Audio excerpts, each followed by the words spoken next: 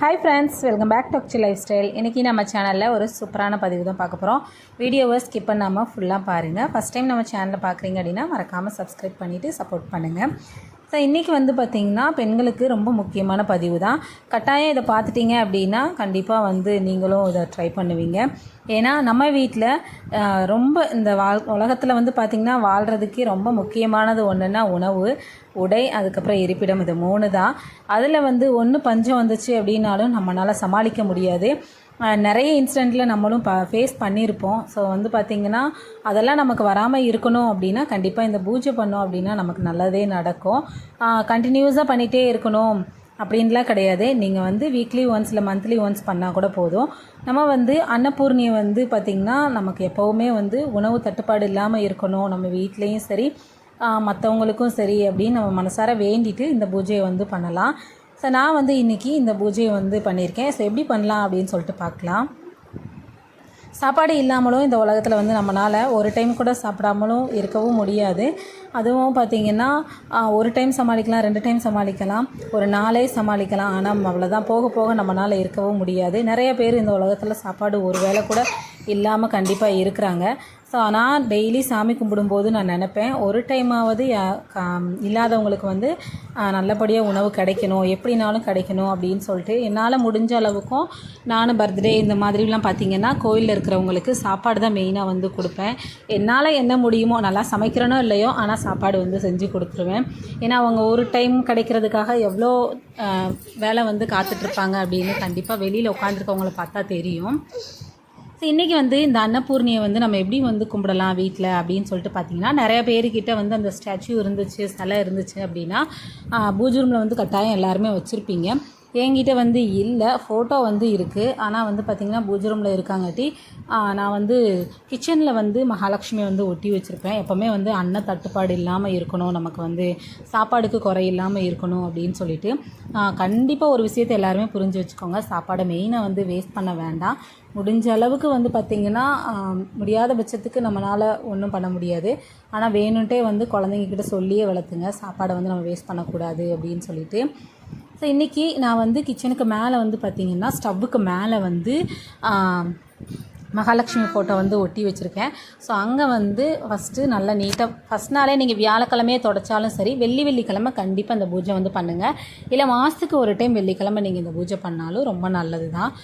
ஒரு டைம் வந்து பண்ணிட்டீங்க, இந்த அரிசிலாம் நீங்கள் வாங்கினீங்க புதுசாக அப்படின்னா கண்டிப்பாக இந்த பூஜை பண்ணிவிட்டு அரிசி வந்து உலக்கில் எடுத்து வச்சு சாமிக்கு அன்னபூர்ணியை வச்சு நீங்கள் சாமி கும்பிட்டுட்டு எப்போவும் தட்டுப்பாடு வராமல் இருக்கணும் அப்படின்னு சொல்லிட்டு கும்பிடுங்க. அதே மாதிரி கிச்சனில் வந்து மகாலட்சுமி இருக்கிறதுனால செல்வ செழிப்பாகவும் இருக்கும். நமக்கு வந்துட்டு பார்த்திங்கன்னா 4 பேருக்கு உதவுற மாதிரி தான் நமக்கு வந்து கடவுள் எப்போயுமே நம்மளை வச்சுருப்பாரு. ஸோ வியாழக்கிழமையை நீங்கள் வந்து நீட்டாக க்ளீன் பண்ணிவிட்டு அந்த கிச்சன் மேடை ஃபுல்லாக வந்து கவுண்டர் டாப்பெல்லாம் நீட்டாக க்ளீன் பண்ணி ஸ்டவ்வெல்லாம் க்ளீன் பண்ணி வச்சுருங்க. சாமிக்கு ஃபஸ்ட்டு பாதத்தில் இருந்து பொட்டு சந்தன குங்குமம் வச்சுட்டு கீழேயும் வந்து பார்த்திங்கன்னா மஞ்சள் வந்து நல்லா தடவிட்டு அதுலேயும் வந்து ஒரு குட்டி கோலம் வந்து போட்டு விட்டுக்கோங்க. வெள்ளிக்கிழமை அப்படின்றதுனால நான் புள்ளி வச்ச கோலம்லாம் போடவே மாட்டேன், தாமரை கோலம் தான் எப்போவும். ஸோ நான் வந்து தாமரை கோலம் சின்ன கோலமாக போட்டுட்டு என்ன கோலம் வேணால் அவங்களுக்கு தெரியுதோ அது போட்டுக்கலாம். அதுக்கப்புறம் ஒரு அகல் விளக்கு வந்து எடுத்துக்கோங்க. அதில் வந்து கல்லுப்பு வந்து நிறச்சி வச்சுக்கோங்க. நீங்கள் வெள்ளிக்கிழமை நீங்கள் கல்லுப்பு வாங்கினீங்க அப்படின்னா உங்கள் வாழ்க்கையில் கண்டிப்பாக வந்து நிறைய மாற்றங்கள் வந்து வரும். புதுசாக வாங்கினாலும் சரி, இல்லை ஆல்ரெடி இருக்குது அப்படின்னாலும் கல்லுப்பு வந்து அந்த அகல் விளக்கில் வந்து எடுத்து வச்சுக்கோங்க. ஃபுல்லாக வந்து நிறச்சிட்டு அதை நான் 5 பக்கம் பார்த்திங்கன்னா பொட்டு வந்து வச்சுக்கோங்க. அதுக்கப்புறம் அதுக்கு மேலே வந்து பார்த்திங்கன்னா நம்ம அகல் விளக்கு தீபம் ஏற்றுறதுக்காக அதுவும் தனியாக எடுத்து வச்சுருப்போம் இல்லையா. ஸோ அதெல்லாம் கழுவி வச்சுருப்போம் ஃபஸ்ட் நாளேவும். அதுலேயும் சந்தன குங்குமம்லாம் வச்சுட்டு தீபம் ஏற்றுறதுக்கு எடுத்து வச்சுக்கோங்க. 2 அகல் விளக்கு வந்து எக்ஸ்ட்ரா எடுத்து வச்சுருக்கேன். இது எதுக்கு அப்படின்னு சொல்லிட்டு பார்த்திங்கன்னா, இதில் வந்து புளியும் துவரம்பருப்பும் போடுறதுக்காக எடுத்து வச்சுருக்கேன். அதுலேயும் போட்டு வந்து வச்சுக்கலாம். உலக்கில் வந்து அரிசி வந்து நான் ஃபஸ்ட்டு சாப்பாடு நான் வந்து அரிசி வாங்கிட்டு வந்தோம் அப்படின்னா அது உலக்கு ஃபுல்லாக எடுத்து வச்சு சாமிகிட்ட வச்சு கும்பிட்டுட்டு அதுக்கப்புறமா தான் நான் வந்து சாப்பாடு பொங்குவேன். அதே மாதிரி ஃபுல்லாக எடுத்து வச்சுருக்கேன். ஸோ அந்த அரிசியில் வந்து பார்த்திங்கன்னா நம்ம அந்த உலக்கில் பொட்டு இதெல்லாம் வச்சுட்டு அதுலேயும் வந்து பார்த்திங்கன்னா மஞ்சள் வந்து எடுத்து வச்சுக்கணும். கண்டிப்பாக வந்து மஞ்சள் வச்சு அதுலேயும் வந்து ஒரு பூ வந்து வச்சுக்கோங்க. அகல் விளக்கு நம்ம தீபம் ஏற்றுறதுக்கு வந்து சுற்றி பொட்டு வச்சதுக்கப்புறம் எண்ணெயும் திரியும் போட்டு எடுத்து வச்சுக்கலாம். இந்த மாதிரி நம்ம ரொம்ப வந்து பெருசாக பண்ணணும் அப்படின்னு கிடையாது, சிம்பிளாக பண்ணால் போதும். நீங்கள் இந்த சாமி கும்பிட்ற வரைக்கும் ஸ்டவ்வெல்லாம் ஆஃப் பண்ணி நீட்டாக வச்சுக்கோங்க. சாமி கும்பிட்டதுக்கு அப்புறமா நீங்கள் வந்து சமைக்கிறத வந்து ஸ்டார்ட் பண்ணிக்கலாம். அப்போ நீங்கள் வந்து ஏர்லி மார்னிங்கே இந்த பூஜை பண்ணிங்க அப்படின்னா ரொம்ப நல்லது. ஏன்னா அப்போ தான் வந்து நம்ம நீட்டாக எல்லாத்தையும் க்ளீன் பண்ணி வச்சுருப்போம்.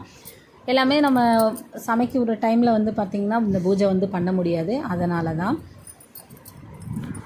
சரி, நம்ம அதுக்கப்புறம் கோலம் போட்டிருக்க இடத்துல வந்து இந்த அகல் விளக்கு வந்து எடுத்து வச்சுக்கலாம். எடுத்து வச்சுட்டு இந்த உலக்கை வந்து பார்த்திங்கன்னா பக்கத்தில் வந்து எடுத்து வச்சுக்கலாம். ஒரு 5 to 10 நிமிஷம் இல்லை ஒரு 15 மினிட்ஸ் வந்து நீங்கள் சாமி கும்பிட்டுட்டு அதுக்கப்புறம் அந்த விளக்கை வந்து ஆஃப் பண்ணிக்கலாம். ரொம்ப நேரம் வந்து எரிய விடக்கூடாது, எல்லாமே டேஞ்சர் தான். நெய்வேத்தியத்துக்கு வந்து பார்த்திங்கன்னா ஒரு தட்டில் வெத்தலை பாக்கு, அதுக்கப்புறம் 2 வாழைப்பழம் வந்து வச்சுருக்கேன். உங்கள்கிட்ட என்ன பழம் இருக்கோ அந்த பழம் வந்து எடுத்து வச்சுக்கோங்க. ஆனால் மெயினாக வந்து வெத்தலை பாக்கு வந்து வைக்கணும். சாமி ஃபோட்டோக்கு வந்து பார்த்திங்கன்னா மல்லிகைப்பூவும் வந்து போட்டு விட்டுட்டேன். உங்களால் பூ வைக்க முடிஞ்சது அப்படின்னா கீழே வந்து ஃபோட்டோ வைக்க முடிகிற மாதிரி இருந்தால் கூட கீழே வந்து வச்சு கொஞ்சம் தள்ளி வச்சுக்கலாம். நான் ஆல்ரெடி அதில் வந்து சவத்தில் ஃபிக்ஸ் பண்ணி வச்சுருக்கேன் அப்படின்றதுனால நான் வந்து கீழேயே வந்து வச்சு அதுக்கு நேராக வந்து தான் பூஜை பண்ணிகிட்ருக்கேன், தள்ளி வந்து பூஜை பண்ணலை. அதனால் கொஞ்சம் நான் ஏர்லி மார்னிங்கே பண்ணுறதுனால ஸ்டவ்வெல்லாம் யூஸ் பண்ணலை. இப்போ சாமியெல்லாம் கும்பிட்டு முடிச்சுட்டு அதுக்கப்புறமா தான் நான் வந்து ஸ்டவ்வே ஆன் பண்ணுவேன். பால் வச்சுட்டு அதுக்கப்புறம் தான் நான் வந்து சமைக்கிறதுக்கு ஸ்டார்ட் பண்ணுவேன். ஒரு இதில் வந்து பார்த்திங்கன்னா அகலில் வந்துட்டு பருப்பு வந்து எடுத்து வச்சுருக்கேன், ஒரு இதில் புளி. ஏன்னா எப்போவும் நம்ம வீட்டில் வந்து இந்த பொருட்கள் மெயினாக வந்து மகாலட்சுமி இருக்கிற பொருட்கள் வந்து குறையாமல் இருக்கணும். அது வந்து டப்பா காலியாகவே நம்ம வந்து வச்சுருக்கக்கூடாது. வச்சுருந்தோம் அப்படின்னா கண்டிப்பாக சாப்பாடுக்கு வந்து கஷ்டப்படுவோம். அதனால் அது எப்போவுமே நிறைஞ்சி இருக்கணுன்றக்காக தான் அதில் வந்து நம்ம நிறச்சி வச்சுட்டே மகாலட்சுமி வந்து கும்பிட்டுட்ருக்கோம். ஸோ அது எல்லாத்தையுமே பக்கத்தில் வந்து எடுத்து வச்சுட்டு அதுக்கப்புறம் ஸ்டவ்லேயும் வந்து பார்த்திங்கன்னா நம்ம கேஸில் வந்துட்டு கோலம் போடணுன்னா போட்டுக்கலாம், இல்லை அப்படின்னா நீங்கள் அப்படியே வந்து தீபம் எத்தனைனாலும் ஏற்றிக்கலாம். ஏன் இதில் போடுறோம் அப்படின்னா நம்ம சமைக்கிற சாப்பாடு வந்து எப்போவும் சுவையாகவும் இருக்கணும், அதே மாதிரி வந்து பார்த்திங்கன்னா எல்லாேருக்கும் பிடிச்சிருக்கணும். நம்ம நிறைய பேர் வந்து ஆசையாக சமைப்பாங்க, ஆனால் நல்லாவே இருக்காது. அதனால சாமியை வந்து கும்பிட்டுட்டு அதுக்கு மேலே வந்து இந்த மாதிரி பச்சரிசி இருக்கு இல்லையா, மாக்கோலம் வந்து போட்டோம் அப்படின்னா ரொம்ப நல்லது. நெய்வேத்தியத்துக்கு வந்து பால் வச்சுருக்கேன். நீங்கள் வாழைப்பழம் வச்சாலும் போதும், என்ன இருக்கோ நம்மக்கிட்ட அது வச்சா போதும். அது வைக்கணும் இது வைக்கணும்னு கிடையாது, ரொம்ப சிம்பிளான பூஜை தான். இது பண்ணோம் அப்படின்னா நம்ம வாழ்க்கையில் கண்டிப்பாக வந்து சாப்பாட்டுக்கு வந்து பிரச்சனையே வந்து இருக்காது. அன்னபூர்ணியை வந்து வாங்கி வச்சுட்டு அதை எதுவுமே நம்ம பண்ணாமல் அப்படியே வந்து இருக்கக்கூடாது. கண்டிப்பாக வந்து சாப்பாடு வந்து பார்த்திங்கன்னா அரிசி வந்து தீர்றதுக்கு முன்னாடியே வந்து வாங்கி வச்சுக்கணும். தீர்ந்ததுக்கு அப்புறமா வந்து வாங்கக்கூடாது. தீர்றதுக்கு ஒரு 2 நாளைக்கு முன்னாடியே வந்து வாங்கி வச்சுக்கணும். எம்டி டப்பாவும் வந்து போடக்கூடாது. அப்படி போட்டோம் அப்படின்னா மகாலட்சுமி வந்து நம்ம வீட்டில் இருக்கவும் மாட்டாங்க, அன்னபூர்ணி வந்து. ஸோ அதனால் அன்னபூர்ணி சிலை இருந்துச்சு அப்படின்னா உங்ககிட்ட வந்து அந்த உலக்குக்கு மேலே அவங்கள வந்து உட்கார வச்சுக்கோங்க.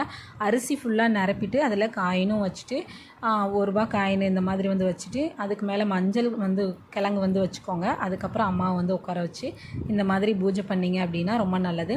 அகல் விளக்கில் வந்து கல்லுப்பு வச்சு அதுக்கு மேலே அகல் விளக்கை வச்சு தீபம் ஏற்றி அன்னபூர்ணியை வந்து நீங்கள் நல்லபடியாக சாமி கும்பிடுங்க. எப்போவும் வந்து எங்களுக்கு சாப்பாடு பிரச்சனை மட்டும் வரவே கூடாது அப்படின்னு சொல்லிட்டு நம்ம வந்து சாப்பாடு பிரச்சனை வரல அப்படின்னா நம்ம உடம்புல நோய் நொடியும் இருக்காது, நம்ம ஆரோக்கியமாகவும் இருக்கலாம், செல்வ செழிப்பாகவும் இருக்கலாம்.